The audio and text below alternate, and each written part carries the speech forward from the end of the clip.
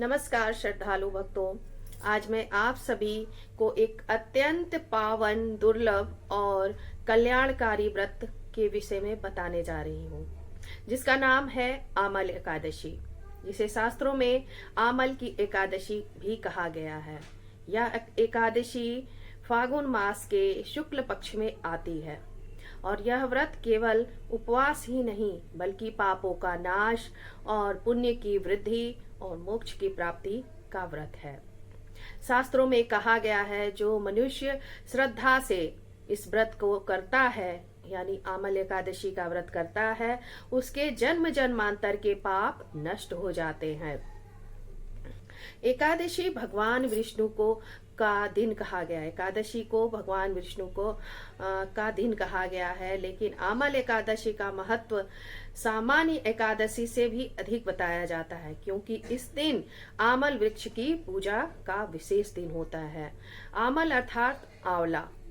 शास्त्र कहते हैं, जहाँ आमल की वृक्ष है वहीं सभी तीर्थ, सभी देवता और स्वयं नारायण विराजमान रहते हैं। इस दिन की गई पूजा हजारों यज्ञों के समान फल देती है। भक्तों, आमल एकादशी का व्रत जो है 10वीं तिथि से प्रारंभ हो जाता है। 10वीं तिथि के दिन सात्विक भोजन करें, अधिक तला हुआ भोजन ना खाएं, ब्रह्मचर्य का पालन करें और मन में व्रत का संकल्प लें। रात्रि में सोते समय मन में यह भावना रखें कि मैं कल प्रभु के लिए व्रत करूंगा या करूंगी। एकादशी प्रातः काल विधि। एकादशी के दिन ब्रह्म मुहूर्त में उठना अत्यंत पुण्यकारी माना जाता है। एकादशी के दिन, आमल एकादशी के दिन आप लोग सबसे पहले ब्रह्म मुहूर्त में उठ जाइएगा, स्नान करिएगा, स्वच्छ वस्त्र धारण करें और घर के मंदिर को साफ करें, दीप प्रज्वलित करें और इसके बाद हाथ जोड़ करके भगवान विष्णु का स्मरण करें और व्रत का संकल्प लें। संकल्प में बोले कि हे प्रभु, मैं यह आमल एकादशी का व्रत अपने पापों का नाश करने की और आपकी कृपा प्राप्त करने के लिए कर रहा हूँ या कर रही हूँ। कृपया आप मेरे व्रत को स्वीकार करें। ऐसा संकल्प भगवान विष्णु के सामने आप लोग सूर्योदय के बाद उठकर, सूर्योदय से पहले उठ करके ना स्नान करके, स्वच्छ वस्त्र धारण करके और यह संकल्प आप लोग जरूर लीजिएगा। उसके बाद व्रत आपका शुरू हो जाएगा। आमल के वृक्ष की शास्त्रीय विधि से कैसे पूजा की जाती है, चलिए हम सभी लोग जानते हैं। जब भक्तों, इस व्रत का सबसे महत्वपूर्ण भाग आता है आमल की वृक्ष की पूजा। शास्त्रों में बताया गया है कि आमल वृक्ष साक्षात विष्णु भगवान का स्वरूप है। और अब हम जानते हैं कि कैसे पूजा करनी है। उस एकादशी के दिन, आमल वृक्ष के दिन आप सबसे पहले उसके मूल जड़ में जो है जल अर्पित करें। उसके बाद कच्चा दूध चढ़ाएं, पुष्प अर्पण करें, धूप दीप जलाएं, फल हो या तो आंवला हो या फल हो, जो भी हो आप वहां पे चढ़ा दें। इसके बाद 7 या 21, 11 या 21 बार जो भी आपसे बन पड़े परिक्रमा अवश्य करें। परिक्रमा करते समय मन में केवल प्रभु का नाम ले और बोले ओम नमो भगवते वासुदेवाय, ओम नमो भगवते वासुदेवाय। ऐसा बोलते हुए 7 या 11, 21 जो भी हो जाए आप परिक्रमा वहां करें। यदि आमल वृक्ष की पूजा यदि आमल वृक्ष के उपलब्ध ना हो, अगर आपके पास आमल वृक्ष, आंवले का पेड़ ना हो, तो आप घर कहीं बगल में मंदिर में कहीं ना कहीं तो जरूर होगा, जरूर देखिएगा। और नहीं है तो कोई बात नहीं, आप भगवान विष्णु की ही पूजा कर लीजिएगा। यदि आंवले का पेड़ नहीं है तो कोई बात नहीं, आप घर में आपके घर में जो भगवान विष्णु जी, ठाकुर जी विराजमान है, आप उनकी पूजा करिएगा। यह उतना ही फलदायी होगा। चलिए आमल एकादशी की कथा सुनते हैं हम लोग। छोटा सा शॉर्टकट में सुनाती हूँ मैं आप सभी को, क्योंकि वीडियो ज़्यादा लंबी हो जाएगी। तो चलिए सुनते हैं हम लोग आंवला एकादशी के व्रत की कथा। प्राचीन काल में एक धर्मात्मा राजा थे। जो प्रजा का पालन धर्म पूर्वक करते थे। राजा के राज्य में एक निर्धन ब्राह्मण रहता था जो अत्यंत भक्त था। एक बार उस ब्राह्मण ने पूरी श्रद्धा से किया ने पूरी व्रत एक बार उस ब्राह्मण ने आंवला एकादशी का व्रत पूरी श्रद्धा से पूरे भाव से उसने किया।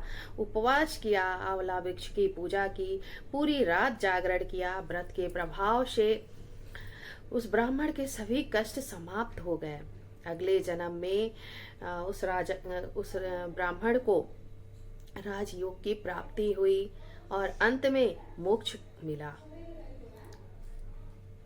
इस कथा से यह सिद्ध होता है कि आंवला एकादशी दरिद्र को धन, रोगी को स्वास्थ्य और साधक को मुक्ति प्रदान करती है। ठीक है, अब हम व्रत के नियम जान लेते हैं। हमने व्रत का विधि विधान सब कुछ जान लिया, कथा जान लिया। अब हम व्रत के नियम जानते हैं। व्रत के नियम देखिए, अन्न का त्याग करते हैं, उस दिन अन्न नहीं खाते हैं। फलाहार, आप व्रत फलाहार रखिए या निर्जला रखिए।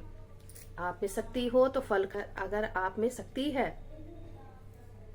तो निर्जला रह लीजिए व्रत, और नहीं सकती है तो फलाहार खा लीजिए, कोई दिक्कत नहीं है। लेकिन अन्न का सेवन नहीं करना है उस दिन। झूठ, क्रोध और निंदा से बचे रहिए। मन को शांत रखिए। तो ही ये व्रत के ये सारे बहुत ही नियम है। अन्न का त्याग करिए, फलाहार रखिए या निर्जला रखिए, जो आपको सही लगे, जो आपका शरीर सामर्थ्य हो, जैसा हो, गवाही दे आपके शरीर कि आप निर्जला रखेंगे या फलाहार रखेंगे। जैसा आपका शरीर हो वैसे आप ये व्रत रखिए। झूठ, क्रोध और निंदा से बचिएगा। मन को शांत रखिए। शास्त्र कहते हैं यदि शरीर व्रत करे और मन पाप करे तो व्रत का पूर्ण फल नहीं होता है। ठीक है, इसलिए मन को भी शुद्ध रखें। बोलते हैं ना कि अगर मेरा जो शरीर है व्रत कर रहा है और मन पाप कर रहा है, मन में सबके प्रति बुराइयां भरी हैं, तो व्रत का फिर फल नहीं मिलेगा। हम व्रत हैं और दूसरों की चुगली कर रहे हैं, निंदा कर रहे हैं, झूठ बोल रहे हैं, तो फिर उस व्रत का कोई फायदा नहीं है। इसलिए मन को शुद्ध रखें। और देखिए, आंवला एकादशी हो चाहे कोई भी एकादशी हो, रात्रि जागरण का बहुत ही महत्व होता है। आंवला एकादशी की रात्रि जागरण का विशेष महत्व है। भजन करें, नाम स्मरण करें, कथा सुने या सुनाए। ठीक है, जो भक्ति से रात्रि को जागरण करता है उसके 100 जन्मों के पाप नष्ट हो जाते हैं। ठीक है, अब द्वादशी पारण, अगले दिन क्या करते हैं? द्वादशी पारण विधि जानते हैं। अगले दिन द्वादशी तिथि में स्नान करें, भगवान को भोग लगाएं, पहले जल ग्रहण करें, फिर जल या सात्विक भोजन करें। यदि अगर आपके पास संभव हो, सामर्थ्य हो, तो किसी न किसी ब्राह्मण को भोजन जरूर कराएं। गरीब को दान करें, गौ सेवा करें। आंवला एकादशी व्रत का फल कैसे क्या होता है, चलिए जानते हैं। शास्त्रों में कहा गया है कि इस व्रत से शास्त्रों में कहा गया है इस व्रत से सभी पाप नष्ट होते हैं, विष्णु लोक की प्राप्ति होती है, जीवन में सुख, शांति और समृद्धि आती है। यह व्रत कलयुग में भी मोक्ष का सरल साधन है।